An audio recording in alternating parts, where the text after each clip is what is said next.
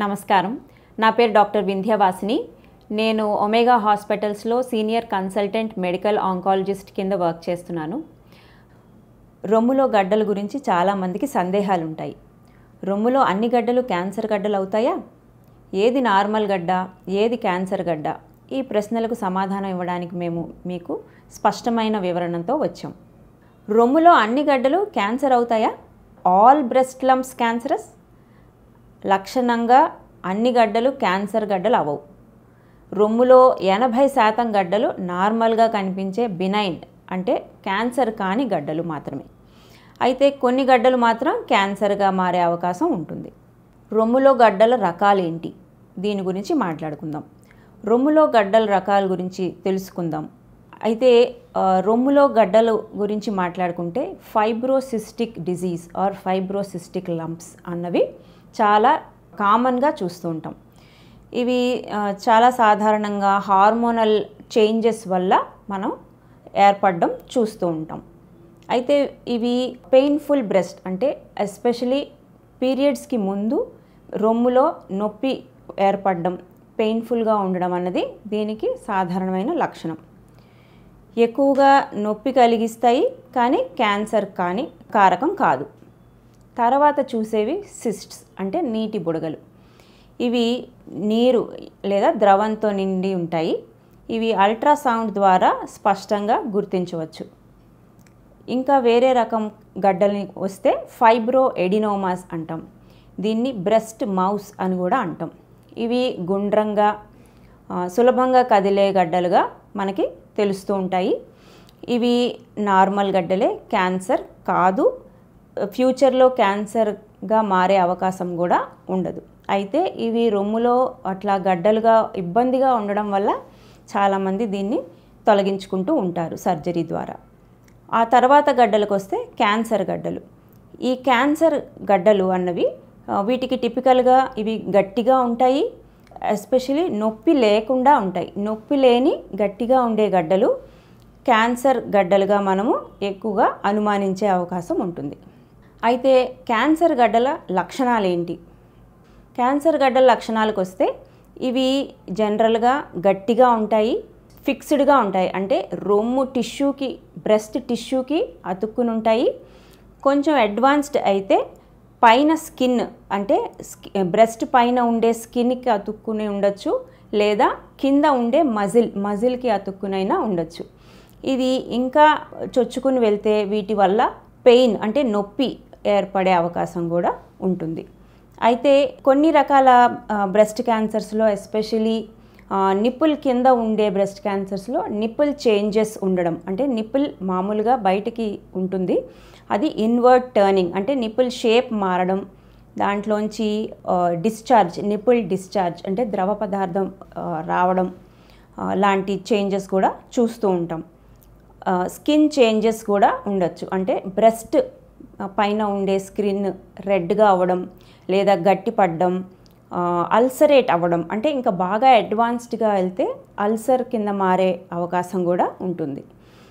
Skin గట్టిగా అయ్యి థిక్కెనింగ్ అవ్వడం వల్ల ప్యూడీ ఆరెంజ్ అనే ఒక చేంజ్, అంటే నారింజ తొక్క ఎట్లా అయితే ఘాట్లు ఉంటాయో అట్లాంటి పిటెడ్ అపియరెన్స్ అన్నది మనం చూడొచ్చు.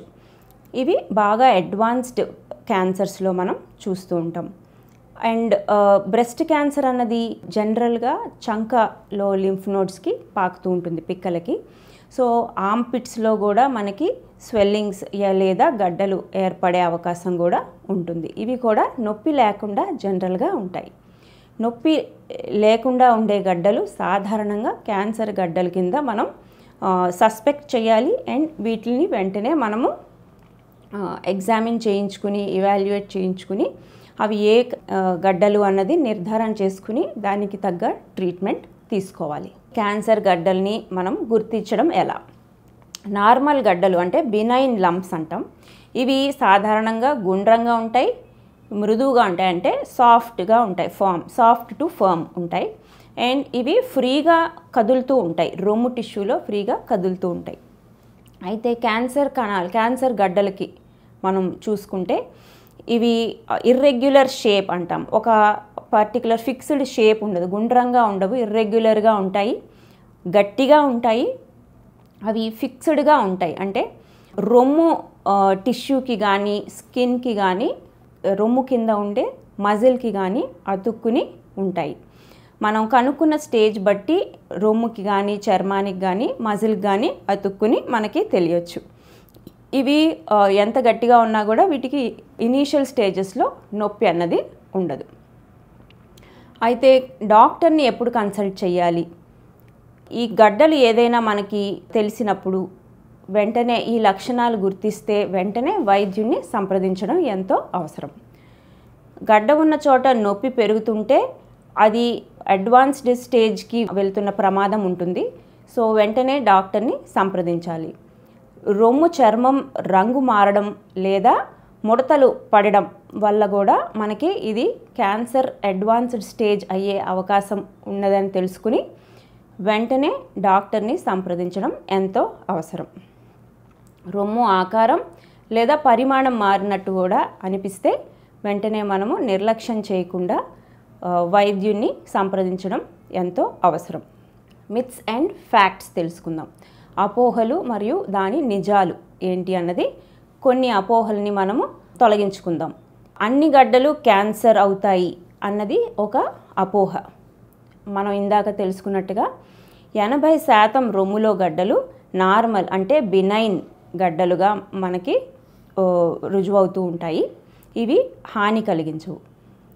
ఇంకొక అపోహ ఏంటంటే గడ్డలకు కీళ్ళ నొప్పులు కలుగుతాయి అని.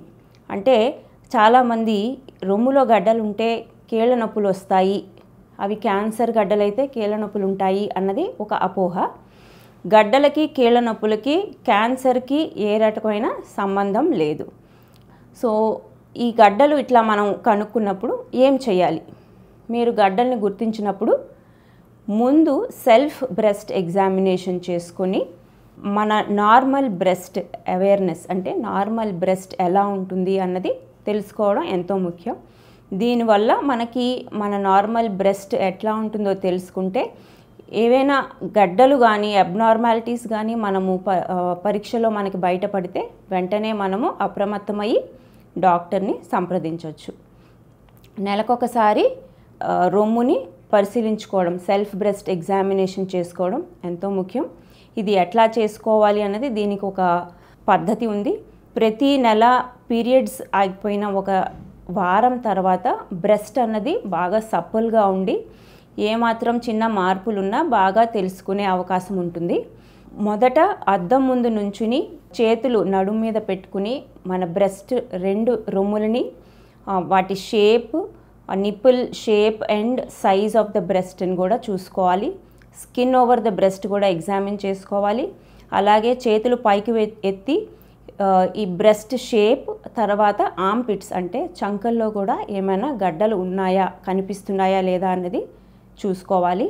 ఆ తర్వాత పడుకుని ఒక భుజం వెనక ఒక దిండు పెట్టుకుని కుడి రొమ్ముని ఎడం చేత్తో, ఎడం రొమ్ముని కుడి చేత్తో ఫింగర్స్తో అంటే వేళ్లతో నులుముతూ ఎగ్జామిన్ చేసుకోవాలి. సర్క్యులర్ మోషన్తో మన బ్రెస్ట్ని మనము ఎగ్జామిన్ చేసుకోవాలి.